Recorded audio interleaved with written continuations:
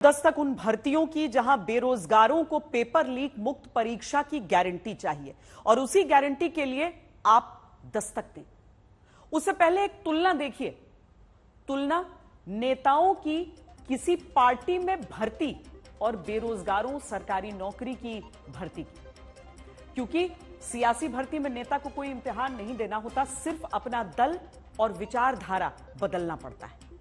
सरकारी भर्ती के लिए लाखों बेरोजगार युवाओं को अपने पूरे जीवन की मेहनत झोंकनी पड़ती है। नेताओं की सियासी भर्ती में जल्द किसी पद टिकट की गारंटी होती है, बेरोजगारों की सरकारी भर्ती में जल्द नौकरी मिल जाने की कोई गारंटी नहीं होती। नेता पार्टी दफ्तर में शान से जाकर दूसरे दल में अपनी भर्ती की रसीद कटाते हैं और मीडिया के कैमरों की फ्लैशलाइट में मुस्कुराते हुए भर्ती हो जाते हैं, लेकिन बेरोजगार उधार का पैसा लेकर ट्रेन में भेड़ बकरियों की तरह ठूस कर भर्ती का इम्तिहान देने किसी दूसरे शहर के सेंटर जाते हैं। नेताओं को दूसरे दल में भर्ती के बाद औसत 1 साल के भीतर कोई पद, टिकट, जिम्मेदारी मिल जाती है।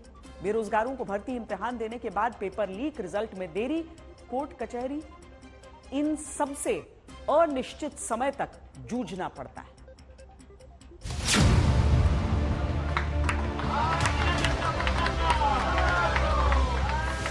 भर्ती 2.5 अक्षर का शब्द है।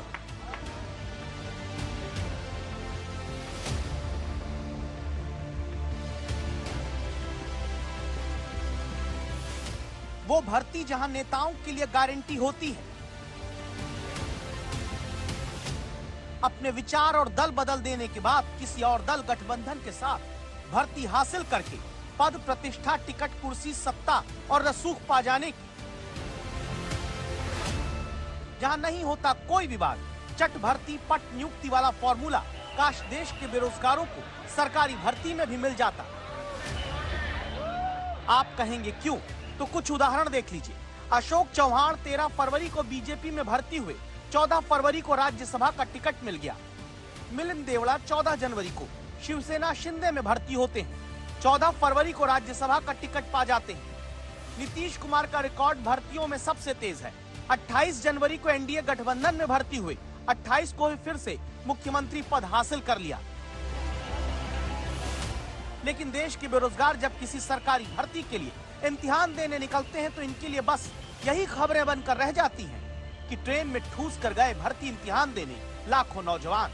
ऐसा इम्तिहान जहां भर्ती परीक्षा होने से पहले ही ट्रेन में बैठकर जाना अग्नि परीक्षा बन जाता है।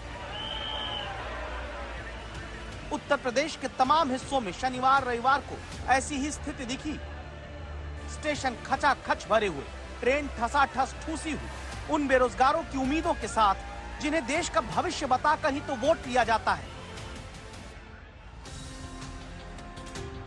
ये सब तब दिखा जब उत्तर प्रदेश में पुलिस भर्ती इम्तिहान हुआ, जहां यूपी पुलिस के कांस्टेबल पद के 60,244 पदों पर 50 लाख से ज्यादा आवेदन बेरोजगारों ने दिया। यानी हर एक पद के लिए 80 से ज्यादा बेरोजगारों के बीच इम्तिहान की लड़ाई।